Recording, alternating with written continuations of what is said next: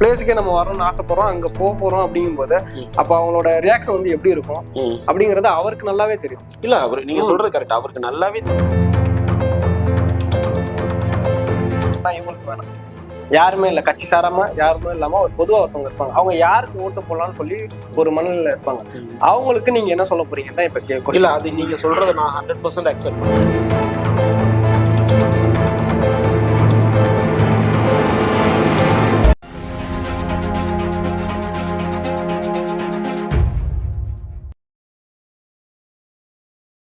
டிடிவியை பொறுத்த அளவுக்கு அவரோட பொலிட்டிக்கல் அந்த பயணத்தை இல்லை அவரோட ஸ்டேட்மெண்ட், அவரோட ப்ரெஸ் மீட்டு, அவரோட பேட்டி, இதெல்லாம் மக்கள் பார்த்துருக்காங்க. அவர் இன்னைக்கு எடுத்த டெசிஷனையும் பார்த்துருக்காங்க. அதுக்கு மக்கள் தெளிவான சார், அவரும் கட்சி நடத்தணும்.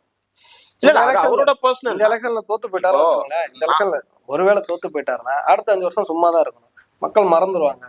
அட்லீஸ்ட் இவர் கூட போயிட்டாருன்னா அட்லீஸ்ட் ஏதோ ஒரு சீட்டு எம்எல்ஏ ஏதோ ஆயிட்டாருன்னா லைம்லைட்ல இருக்கலாம். அது ஓகே, அது மக்கள் என்ன தீர்ப்பு கொடுப்பாங்கிறத பாத்துக்கலாம். நீங்க வேணா யோசிக்கலாம், இங்க அரசியல் பண்ற யாரும் மக்களுக்காகவோ அவங்க என்ன நினைப்பாங்களோ இவங்க என்ன நினைப்பாங்களோ யாரும் நினைக்கிறதே கிடையாது.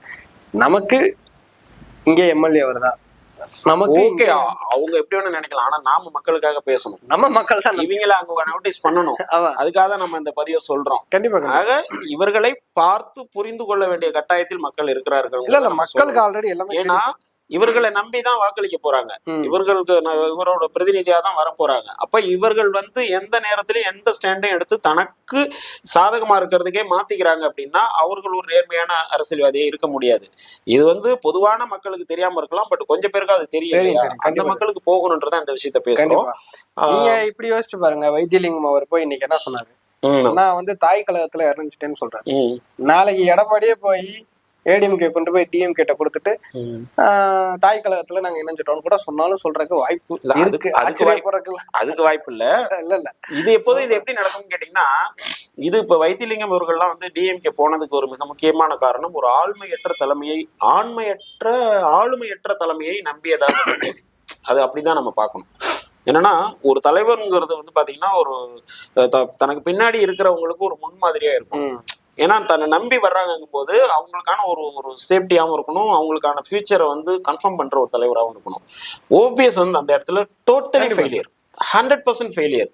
அப்போ வந்து என்னன்னா அவங்க ஒவ்வொரு ஸ்டாண்டா கொஞ்சம் கொஞ்சமா கரைஞ்சி ரொம்ப நெருக்கமானவர்கள் தான் இருந்தாங்க கூட. வைத்தியலிங்கம் இருந்தாரு, மனோஜ் பாண்டே இருந்தாரு, வெள்ளமணி நடராஜன் இருந்தாரு, லட்சுமணன் இருந்தாரு. 4 பேர் தான் அந்த கட்சியா சுருங்கிருச்சு. கட்சி கூட இல்ல, அந்த அமைப்பு, அந்த அவரோட சப்போர்ட்டர்ஸ்.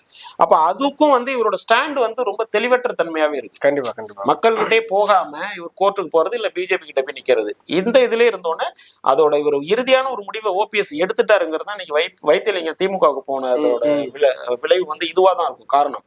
ஏன்னா அவர் ஒரு ஸ்டாண்ட் எடுத்துட்டாரு, பிஜேபிக்கு தான் போறேன்னு ஒரு ஸ்டாண்ட் எடுத்தோன்னே அவர் பிஜேபி போனா எடப்பாடி கிட்ட தான் நீ போய் நிக்கணும். நீ வரவே உள்ளே வராத சொல்ற ஒரு கூட்டணியில அந்த ஆளு தலைமையில தமிழ்நாட்டுக்கு தலைவர் வந்து எடப்பாடி தானே.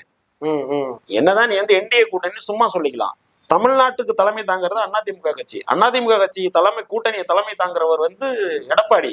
அப்ப நீ எடப்பாடிக்கு கீழே தான் நீ நிக்கணும். இந்த அசிங்கத்தை கூட இருக்கிறவன் எப்படி ஏத்துக்குவான்? இவர் நிப்பாருங்க, இவருக்கு பொட்டு வச்சிருக்காங்க. 3 முறை சிஎம் இருந்தவர் போய் டெப்டி சிஎம் உட்கார்ந்தாருல, அப்ப அங்கவே ஒரு லட்சணம் தெரிஞ்சு போச்சு இல்லையா? அப்ப அன்ஃபிட் அவரு. அப்ப அன்ஃபிட் ஆன உடனேதான் வேற வழியே இல்லாம தான் வைத்தியலிங்கம் போன்றவர்கள் திமுகவுக்கு போனது. இன்னும் சொல்ல போனா நாம ஏற்கனவே ஒரு 2-3 மாசம் முன்னாடியே ஒரு வீடியோ போட்டிருக்கோம். தாவேகாவுக்கு வரக்கூடிய அரசியல் எக்ஸ் மினிஸ்டர்ஸ் யாரெல்லாம் இருக்காங்கன்னு போடும்போது அதுல ஃபர்ஸ்ட் சொன்னது நான் வைத்தியலிங்கம் அந்த வெள்ளமண்டி நடராஜன் இந்த மாதிரியான ஒரு லிஸ்ட் போட்டிருந்தோம். நம்மளோட நோக்கம் வந்து அது இல்லை சார். சிம்பிளா ஒரு விஷயம் கிளாரிஃபை சார்.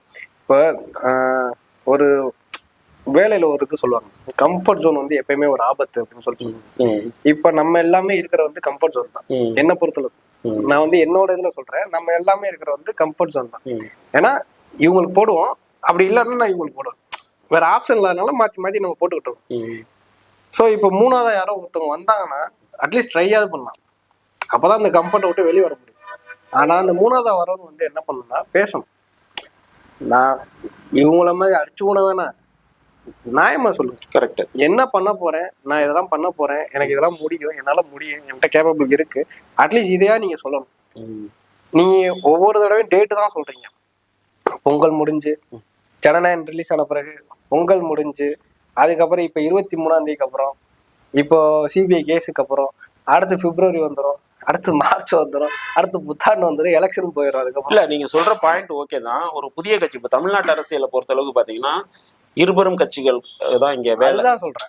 இருபெரும் கட்சிகள் தான் இங்க வேலை. அது 67க்கு அப்புறமே பாத்தீங்கன்னா திமுகல இருந்து பிரிஞ்சு அதிமுக வந்ததுக்கு அப்புறம் திமுக ஒரு ஒரு பக்கம் அதிமுகனா ஆப்போசிஷன்ல திமுக, இல்ல திமுக ரூலிங்னா ஆப்போசிஷன்ல அதிமுக. இந்த ரெண்டு வேலை தான் அவங்க பயணம் பண்ணியிருக்காங்க.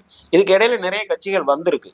பட் எந்த பெரிய கட்சிகள் உள்ள வந்தாலும் அந்த கட்சிகளை வந்து ஒண்ணு இவங்களோட பவர் வச்சு சதிச்சிருவாங்க, இல்ல இவங்களோட ஆளுமையை வச்சு அதை நிர்மூலமாக்கிடுவாங்க. இப்படித்தான் கடந்த கால அரசியல் வரலாறு இருந்திருக்கு. நான் என்ன சொல்றேன், இதெல்லாம் உங்களை விட, என்ன விட, நம்மளை விட, மக்களை விட வரப்போற அவருக்கு நல்லா தெரியும். ஆமா, ஏன்னா இவங்க எல்லாம் எப்படி ரியாக்ட் பண்ணுவாங்க, ஒரு படத்துக்கே இவங்க எப்படி ரியாக்ட் பண்ணுவாங்க, ஒரு வார்த்தை தலைவான்னு போட்டாலே அதுக்கு எந்த மாதிரி சிச்சுவேஷன் வந்துச்சு, இதெல்லாம் வந்து அவங்களுக்கு தெரியும். அப்பங்கும்போது அந்த பொசிஷனுக்கே நம்ம வரப்போறோம், அந்த ஒரு பிளேஸுக்கே நம்ம வரணும்னு ஆசைப்படுறோம், அங்க போறோம். அப்படிங்கும் போது அப்ப அவங்களோட ரியாக்ஷன் வந்து எப்படி இருக்கும் அப்படிங்கறது அவருக்கு நல்லாவே தெரியும். இல்ல அவரு நீங்க சொல்றது கரெக்ட், அவருக்கு நல்லாவே தெரியுங்க. நீங்க நல்லாவே தெரியும் தான், அது மாற்றம் இல்லை. ஏன்னா அவர் ஒன்றும் சிம்பிளா இல்ல, கிட்டத்தட்ட அவரும் 50+ ஏஜுக்கு வந்திருக்காரு, 30+ இயர்ஸ் வந்து இண்டஸ்ட்ரியில இருந்திருக்காரு. இப்ப நமக்கே நம்ம இவ்வளவு பேசுறோங்கும் போது அவரும் நிறைய அவருக்கு அட்வைசர்ஸ் இருக்காங்க, ஐஏஎஸ் ஐபிஎஸ் ஆபீசர்ஸ் இருக்காங்க, இன்னும் பேக் எண்ட்ல இருந்து நிறைய பேர் அட்வைஸ் பண்ற இடத்துல இருக்காங்க, அவருக்கும் தெரியும்.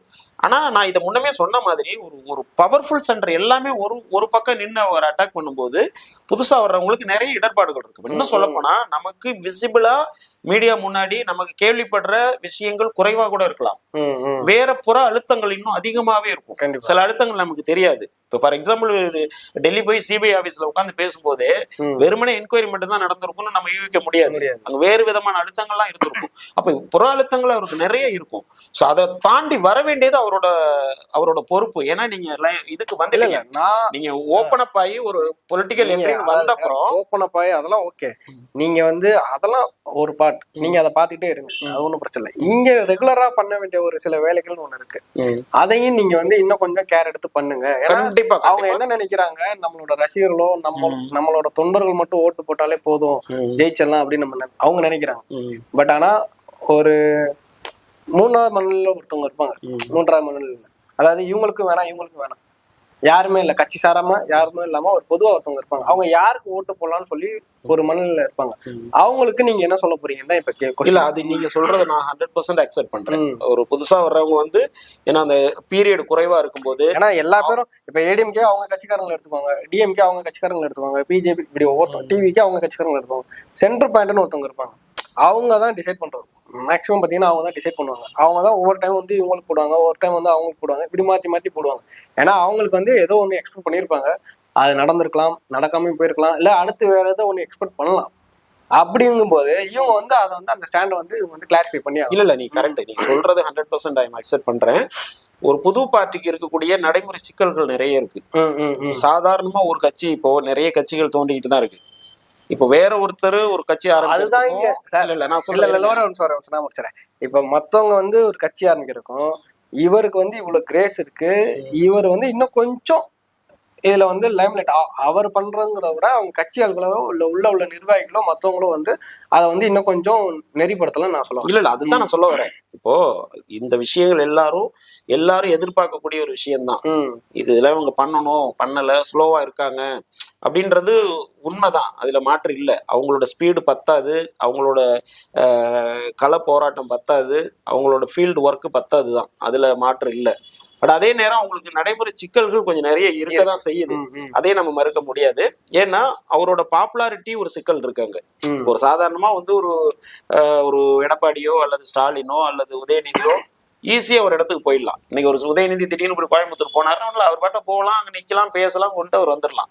ஸ்டாலின் போனா கூட அதே நிலைமை தான், எடப்பாடி போனா அதே நிலைமை தான். ஆனா ஒரு விஜய்ங்கிற ஒரு விஷயம் இங்க என்ன சிக்கல் உண்டு பண்ணுதுன்னா, ஃபார் எக்ஸாம்பிள் கரூர் பிரச்சனை, ஒரு திருச்சியா இருக்கட்டும், அரியலூரா இருக்கட்டும், இந்த போற இடங்கள்லாம் ஒரு கண்ட்ரோல் பண்ண முடியாத அளவுக்கு ஒரு கிரவுட் புல்லிங் வந்துருது.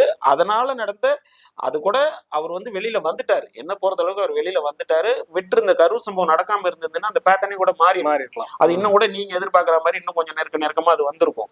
பட் கரூர் பேட்டர்ன் வந்ததுக்கு அப்புறம் என்னன்னா, இப்ப நிறைய ஹைகோர்ட் ரெஸ்ட்ரிக்ஷன்ஸ் பிரச்சனை வந்துருச்சு இல்லையா? 5000 பேருக்கு மேல கூடக்கூடாது, நீங்க இதுல போகக்கூடாது, ரோட் ஷோ பண்ணக்கூடாது, பர்மிஷன் வாங்குறதுல பிரச்சனை, ஆப்போசிஷன் அந்த பர்மிஷன் கொடுக்கறதுல ப்ராப்ளம். நான் அது முன்னாடி சொன்ன மாதிரி வேற புற அழுத்தங்கள் நிறைய உங்களுக்கு இருக்கு. ஆனா அதை உடைச்சு வெளியில வர வேண்டியது அவங்களோட பொறுப்பு. அதை நான் அக்செப்ட் பண்றேன். ஏன்னா எதிர்ப்புகள் நீங்க வந்து நீங்க உள்ள வரும்போதே ஹெவியான இடத்துல கை வச்சுட்டீங்க. நீங்க ஒட்டுமொத்த ஆப்போசிஷனையும் நீங்க எதிர்த்துட்டீங்க. நீங்க டிசைட் பண்ணி தான் வர்றீங்க. அப்ப டிசைட் பண்ணி வரும்போது அதுக்கு தகுந்த மாதிரியான வியூகத்தை வகுக்க வேண்டியது உங்களோட பொறுப்பு. அதுக்கு நீங்க சொல்ற மாதிரி விஜய் அவர்களுக்கு இது ஒரு புது ஃபீல்டு. ஏன்னா ஒரு ஆக்டர் வந்து எப்போதுமே ஒரு சொபிஸ்கேட்டடான லைஃப்ல இருந்தவங்க, ஒரு பெரிய ஒரு இதுக்குள்ள வராம, கிரௌடுக்கு வராம, ரொம்ப ஒரு பொத்தி இருந்த ஒரு ஐசோலேட் பண்ண மாதிரியே இருந்தவங்க இந்த மாதிரி ஒரு இடத்துக்கு வரும்போது சில சிக்கல்கள் இருக்க செய்யுது. ஆனா அதற்கு இரண்டாம் கட்ட தலைவர்கள் இருக்காங்க இல்லையா, என்ன பொறுத்த அளவுக்கு அந்த இடத்துல வந்து அவங்க கொஞ்சம் கோட்டை விட்டாங்களோன்றதுதான் என்னோட ஃபீலா இருக்கு. ஏன்னா அந்த இடத்துல இன்னும் கொஞ்சம் இப்போ ஐயா செங்கோட்டையன் மாதிரி ஒரு ஒண்ணு இல்ல, ஒரு நிறுவனம் ஆரம்பிக்கிறோம்னு வச்சுக்கோங்களேன், ஒரு கார்பரேட் கம்பெனி ஒன்று ஆரம்பிக்கிறோம் அப்படின்னா, அதை வந்து ஒரு புதுசா ஆரம்பிக்கிற ஒரு கம்பெனில என்ன பண்ணுவான்னா, அது என்ன ரிலேட்டடா ஒரு பிசினஸ் ஆரம்பிக்கிறானோ அந்த ரிலேட்டட்ல ஒரு வெல் எக்ஸ்பீரியன்ஸ் ஒரு 50% எடுப்பான். மேன் பவர் ஃப்ரெஷர்ஸ் வந்து ஒரு 50% எடுப்பான். இது ரெண்டையும் மிங்கிள் பண்ணும்போது ஒரு புது விஷயம் அவனுக்கு கிடைக்கும். அவன் எந்த பிசினஸ் ஆரம்பிக்கிறானோ அந்த தொழில ஒரு புதுமையான ஒரு விஷயம் அவனுக்கு வெளிப்படும். அதை மிக்ஸ் பண்ணி தான் எடுப்பான். இது பொதுவா காலங்காலமா அதான் உள்ளது. சார், இப்போ டிடி வந்து என்டிஏ கூட்டணிக்கு போயிட்டாரு. அவர் வந்து இதுக்கு முன்னாடி பேட்டியில ஃபுல்லா என்ன சொல்லிட்டு இருந்தாருன்னா, நான் அதாவது அமமுக எங்க கூட்டணி இருக்கோ அந்த கட்சி தான் ஜெயிக்கும் அப்படின்னு சொன்னாரு. இப்போ என்டிஏக்கு போயிட்டாரு. இன்கேஸ் ஜெயிச்சிச்சுன்னா கூட்டணி ஆட்சி தான் அப்படிங்கிறது அந்த ஒரு பாயிண்டே வந்து அடிக்கடி மென்ஷன் பண்ணாரு. இன்கேஸ் இப்போ வந்து என்டிஏ கூட்டணி ஜெயிச்சிருச்சுன்னா இவர் வந்து மந்திரி சபையில இடம் விட்டுருவாரா? இல்ல, இப்ப அது என்னன்னா, அதிமுக ஏற்கனவே அவங்க ஸ்டாண்ட் வந்து தெளிவா சொல்லிட்டாங்க, கூட்டணி ஆட்சின்றது இல்லை. ஏன்னா இது நாள் வரையிலையும் கூட்டணி ஆட்சி நடந்ததே இல்லை. இந்த முறை நாங்க வந்து தனி பெரும்பான்மையில தான் வெற்றி பெறுவோம், தனித்து தான் ஆட்சி அமைப்போங்கிறத அவங்க அறிவிச்சிட்டாங்க. பட் பிஜேபி பொறுத்தளவு அவங்க என்ன சொல்றாங்கன்னா, என்டிஏ கூட்டணி ஆட்சின்னு தான் சொல்றாங்க. அந்த என்டிஏங்கிறது இப்ப தேர்தல் கூட்டணியில இருக்காங்க, ஆட்சி அமைக்கும் போது அது என்டிஏவோட கூட்டணி அப்படிங்கிற மாதிரிதான் வருமே ஒழிய, ஏடிஎம்கே கிட்ட அது மாதிரியான ஒரு ஐடியா அவங்க கிட்ட இல்ல. ஒருவேளை அந்த 117 நம்பரை வந்து எட்ட முடியாம, தனித்து எட்ட முடியாம போனால் அந்த கூட்டணிங்கிறது வேற. ரெண்டு விதம் இருக்கு. புரியுது. அந்த பெரும்பான்மையை வந்து அடைய முடியாம போகும்போது அமையிறது அது இயல்பான கூட்டணி ஆட்சி. அது இல்ல கூட்டணி ஆட்சிங்கிறது. இப்போ ஆந்திராவுல இவரு கூட்டணிங்கிறது இவர் சொன்னதுல என்னன்னா, அந்த அதிகாரத்தை வந்து ஷேர் பண்றது. அதுதான் சொல்றேன். இப்போ ஆந்திராவுல வந்து சந்திரபாபு நாயுடு கவர்மெண்ட்ல எப்படி பவன் கல்யாணம் அவங்களும் இருக்காங்களோ, மெஜாரிட்டி இருந்தும் கூட கூட்டணி ஆட்சியில இடம் கொடுக்குறது. ஈவன் பிஜேபி கூட சென்ட்ரல் கவர்மெண்ட் அப்படிதான் பண்ணிருக்காங்க. மெஜாரிட்டி இருந்தும் கூட அவங்க அந்த தேர்தல் கூட்டணியில இருக்கிறவங்களுக்கு ஷேர் பண்றதுதான் கூட்டணி ஆட்சி. அததான் இப்போ தாவேகா தலைவர் அனௌன்ஸ் பண்ணிருக்காங்க. அவங்க அனௌன்ஸ் பண்ணிருக்கிறதும் இண்டிவிஜுவல் மெஜாரிட்டி வந்தாலும் தேர்தல்ல யாரெல்லாம் சேர்ந்து கூட்டணியா இருக்கோமோ அத்தனை பேரும் அந்த ஆட்சியில் இடம் பெறுவாங்க. அந்த கூட்டணி ஆட்சி. டிடிவி அதை தான் கேட்கிறாரு. ஆனா அதிமுக அதுக்கு தயார் இல்ல. ஒருவேளை அவர் கூட்டணி ஆட்சியில் இடம்பெற சூழல் எப்ப வரும்னா, அந்த 117 ரீச் பண்ண முடியாம போய் இழுபறியா வந்து இவங்களோட சப்போர்ட் தேவைப்படும் பட்சத்தில் தான் அது நடக்கலாம். அது இந்த எலெக்ஷன்ல நடக்கிறதுக்கு வாய்ப்பு இல்லை. இன்னொரு விஷயம், நீங்க சொன்ன மாதிரி அவர் வந்து ஒரு 20 தொகுதியில வந்து ஸ்பாய்லரா இருந்திருக்காரு. 21 எலெக்ஷன் சொல்றீங்க. 21 எலெக்ஷன்ல ஓபிஎஸ் ஒன்னா இருந்தாரு, செங்கோட்டையன் உள்ள இருந்தாரு. புரியுதா உங்களுக்கு? அன்னைக்கு கட்சி பிளவுபடல. 21 எலெக்ஷனை ஒருங்கிணைந்த அதிமுக தான் சந்திச்சது. 21 எலெக்ஷனை பொறுத்த அளவுக்கு அதுல 66 சீட் அவங்க வின் பண்ணாங்க. ஒருங்கிணைந்த அதிமுக இருக்கும் போதே 66 சீட் தான் வின் பண்ணாங்க. இன்னைக்கு ஒரு பிளவுபட்ட அதிமுக தான் இருக்கு. பிளவுபட்டனா ஒரு பெரிய மேஜர் போர்ஷன் இல்லைன்னா கூட ஒரு குறைஞ்சிருக்கு. ரெண்டாவது 21ல வாங்கின பெர்சன்டேஜ் இன்னைக்கு வந்து 20% குறைஞ்சிருக்கு. 33% 21ல வாங்கியிருந்தாங்க, அது 13% குறைஞ்சி எம்பி எலெக்ஷன்ல 20% குறைஞ்சிருக்கு. அப்போ இதெல்லாம் நீங்க வச்சு பார்க்கும்போது அந்த வின்னிங் பாசிபிலிட்டிங்கிறது வந்து மிக குறைவான ஒண்ணுதான். அன்னைக்கு வந்து 3 போட்டி தான். ஆமா, இன்னொரு பாயிண்ட் வந்து அன்னைக்கு வந்து அதிமுக திமுக தான். ரெண்டாவது நாம் தமிழர். இன்னொரு விஷயம் நீங்க எடுத்துக்கிட்டீங்கன்னா, நாம் தமிழர் வந்து அந்த 8.22% வாங்கினதுக்கு காரணமும் அதுதான். அதிமுகவில் இருந்தா ஓட்டு ஸ்பிளிட் ஆகி அவருக்கு போனது. பட் இன்றைய 26 எலெக்ஷன் சிச்சுவேஷன்ஸ் வந்து இந்த தேர்ட் ஆப்ஷன் இருக்கு. தேர்ட் ஆப்ஷன் இது. ஃபோர்த் ஆப்ஷன் தான் நாம் தமிழர். இது தேர்ட் ஆப்ஷன். ஏன்னா இவங்க தாவேகா வெர்சஸ் டிவிகே வெர்சஸ் டிஎம்கேங்கிற இடத்துல அவங்க பொசிஷன் பண்ணும்போது ஒரு தேர்ட் ஆப்ஷன் தான். ஓகே. அப்ப இந்த ஒரு பொசிஷன் வரும்போது அது இந்த மாதிரியான ஒரு லீடர் ஒரு எமர்ஜ் ஆகி இவ்வளவு பெரிய பாப்புலர் கிரௌட் புள்ளிங்க வந்து அவர் வச்சிருக்கும் போது மிகப்பெரிய அளவுல இது பாதிப்பை நிச்சயமா உருவாக்கும். எல்லா கட்சிகளுக்குமே ஸ்பாயிலர் இருந்து விஜய் தான், அதுல மாற்று இல்லை. அவர் வின் பண்ணுவாரா, சிஎம் ஆவாரா, என்ன பண்ணுவாருங்கிறது தான் அடுத்த கொஸ்டின். அவங்க அடுத்தடுத்த மூவ்மெண்ட் இப்ப நீங்க சொன்ன மாதிரி நிறைய விஷயங்கள் நீங்க சொன்னீங்க, அதெல்லாம் அவங்க சரி பண்ண வேண்டிய சூழல்ல இருக்காங்கிறதுல மாற்று இல்லை. அதை தாண்டி இயற்கையாவே ஒரு ஸ்பாயிலர் ஒரு அமைப்பு அவருக்கு இருக்கு. கண்டிப்பா. ஏன்னா அந்த கிரௌடு அவர் மேல இருக்கிற ஒரு அபிமானம், அல்லது இருபெரும் கட்சிகள் தொடர்ந்து இத்தனை வருடங்களா ஆட்சி புரிந்தது, அப்புறம் அது சம்பந்தமா அதுல இருக்கிற ஊழல், அப்புறம் அவங்க மேல படிந்திருக்கிற கரைகள், இதை எல்லாத்தையும் வச்சு பார்க்கும்போது ஒரு தேர்ட் ஆப்ஷனுக்கு நீங்க சொன்ன மாதிரி ஒரு நியூட்ரலைஸ்ட். இன்னொரு விஷயம் நான் தெளிவா சொல்றேன், நமக்கு ஒவ்வொரு எலெக்ஷனுமே பாத்தீங்கன்னா 68% 70% தான் நமக்கு போலி. 30% வர்றதே கிடையாது எப்போதுமே. அந்த 30%ல வந்து பாத்தீங்கன்னா ஒரு 10% வந்து ஹாஸ்பிட்டாலிட்டி இல்ல எமர்ஜென்சி இந்த மாதிரியான ஒரு விஷயத்துல ஒரு 10% போயிடும். அந்த 20% ஓட்டு வந்து யாருக்கும் ஓட்டு போட மாட்டான். ஏன்னா யாரையும் பிடிக்காது அவனுக்கு. இவனுக்கு போட்டு என்ன பண்றது, இவனுக்கு போட்டு என்ன பண்றது, சமூக அக்கறை இருக்கும். சமூக அக்கறை இருக்கிறதோட வெளிப்பாடு அந்த கோபத்துல ஓட்டு போட மாட்டான். அந்த 20%, அந்த 20%ஓட பார்வை எந்த பக்கம் இருக்கும்னா, இது மாதிரி புதுசா ஒரு ஆப்ஷன் வரும்போது அவங்க பக்கம் லைட்டா திரும்புவாங்க. சோ இவங்க மேல இருக்கிற வெறுப்பு அவங்க பக்கம் திருப்புவாங்க. அந்த 20% இவங்க எப்படி யூட்டிலைஸ் பண்ணிக்க போறாங்க, அதை எப்படி இவங்க அறுவடை பண்ண போறாங்கிறதுல அவங்களோட சக்சஸ் இருக்கு.